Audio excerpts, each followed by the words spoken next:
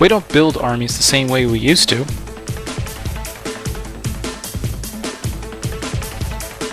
And we certainly don't play the game the way we used to. So let me ask you, why are you still building terrain the same old way? Find out a new way to build terrain today on Tactical Terrain. Welcome back to another episode of Tactical Terrain. As always, my name's Eric, wishing you a happy Taco Tuesday. Now, previously, we introduced you to the concept of the 3 Ps of terrain: purpose, proportion, and panache. We've been focusing on ruins the last few episodes, and we've been really focusing on the panache. So this week, we're going to focus on proportion, which is a key part when it comes to competitive play. When it comes to ruins, you need to be worried about the base size, the height, as well as how many windows your unit has. So the more windows a piece of ruin has, the less line of sight that they're blocking. Height's pretty uniform across the board when you look at meta to meta, about 6 to 9 inches. However, it's the base size that has this unbelievably wide variations from meta to meta, and this can have a dramatic effect on your overall gameplay if you're not aware of that going in. So whether you're playing with big bases, small bases, classic bases, or the latest and greatest when it comes to new design in bases, the strategy and the overall how units play is going to be very much affected, and you need to prepare yourself beforehand. So first, let's get a map of the United States and see who's using what bases at this time. Now, the first major tournament that really sprung up is Decepticon, granddaddy of them all. They're in the Chicago area. Soon after that came the Nova Open in Washington, D.C., and both of them use a 12-inch by 12-inch base. We'll get into the whys later. The one thing you do see is that when you have large tournaments like this, meets major events, they have an influence on the smaller tournaments, and therefore the smaller tournaments want to adapt with consistency so players are used to playing in those areas. So in this particular area, so light and blue, those tournaments tend to follow their lead and use 12-inch by 12-inch bases. Now, on the West Coast over the last few years, we've seen the rise of the ITC, and we've also seen that Frontline Gaming has released their own pieces of terrain, which are available at frontlinegaming.org. And they're great pieces of terrain, and most of them, though, are 9.5 by 9.5 inches, which is considerably smaller than 12 by 12 inch. What are the Europeans using these days? Well, you got GW headquarters here in England. You have the defending ETC champs there in Germany. Right now they're doing the ETC as I'm recording this in Greece. What are they using? Yeah, I don't know. So I'm hoping that some of my roving reporters will get back to me and let me know what is the European standard. Of course, there's some of you who believe in rules as written, want to know what does GW say should be the right size for my ruins. Well, for that, you need a history lesson. We'll do that real quick now. So way back in 4th edition, there was this great article in a White Dwarf magazine, and that's where the whole 12-inch by 12-inch method of using terrain bases first came out. The article was so popular, it was literally cut and pasted word for word and inserted into the 5th edition rulebook, and it soon became canon. 5th edition was a very unique edition. Not only was it the last real edition before Formations and Allies, but also it came during a unique age of the internet as well as podcasting really came to rise in the community.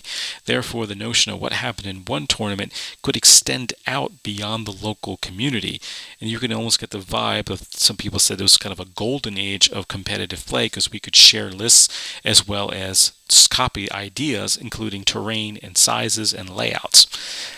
Now, when 6th edition dropped, things got really muddy really fast, simply because they changed some of the rulings. One of the key things when they talked about is how much terrain to put down, they said you would put D3 pieces of terrain for every 2 foot by 2 foot section of table. And they only described these as substantial pieces of terrain. Nobody knew what that meant. So what is a substantial piece of terrain was kind of left out.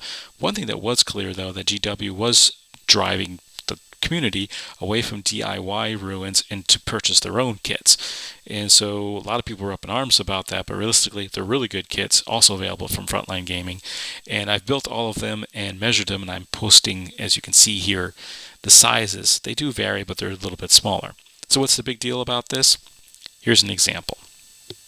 What I have here is a 12-inch by 12-inch base. This is what we're talking about at Nova and Adepticon. I've got my Necron Immortals as bait, and I have a various supply of units here to describe what's going on. I'm going to start with an infantry model. This happens to be a Khorne Berserker, Why am I using a Khorne Berserker? Well, he has no other purpose on the game table right now. So I'm assuming he got a full 6-inch move on the difficult terrain test, and now he would have at least another 6 inches, probably 7, before he got into charge distance. Got to remember that he's also going through difficult terrain. We're going to add 2 more inches, so he's looking at a 9-inch charge to get to those immortals.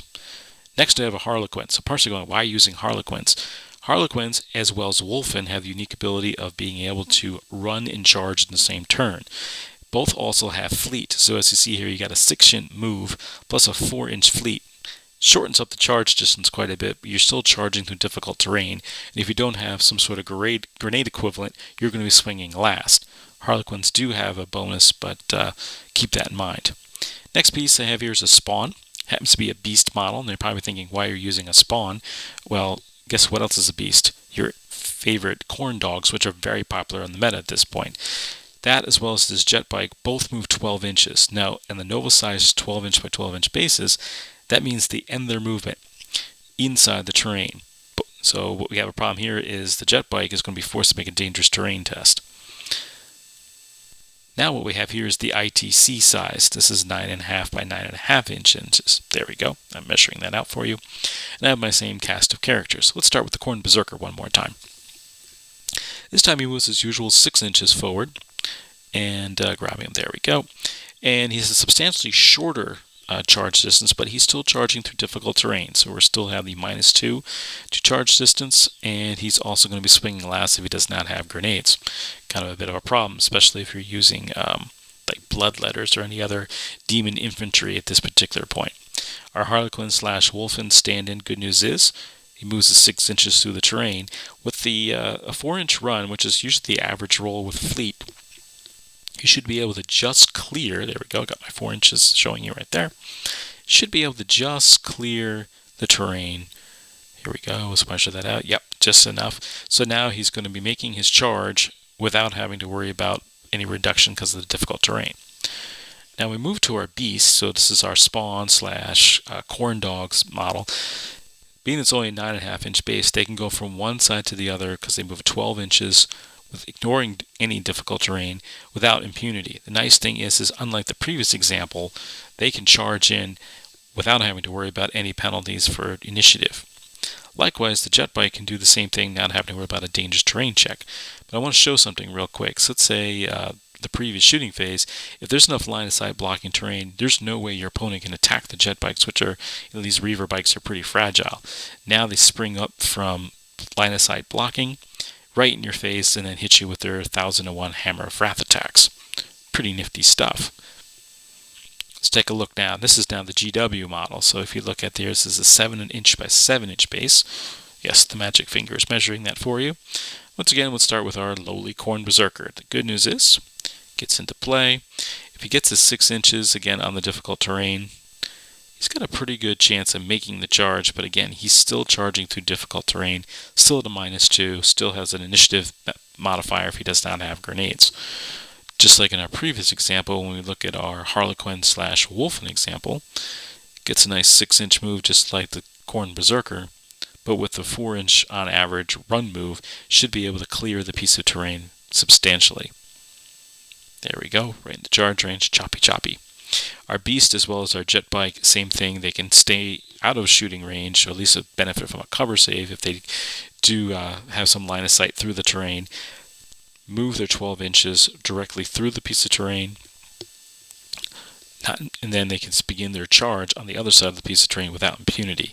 Big difference when you look at the Nova example. So keep that in mind when building your army lists and traveling to various parts of the country. Get an idea of what size the bases of ruins, because it will make a huge. Thanks again for watching, and remember, as always, Frontline Gaming sells Games Workshop products at up to 25% off retail every day. You can also pick up some cheap models in our second-hand shop. Some of the gems are quite rare, and sometimes they're fully painted. All of this is available at www.frontlinegaming.org.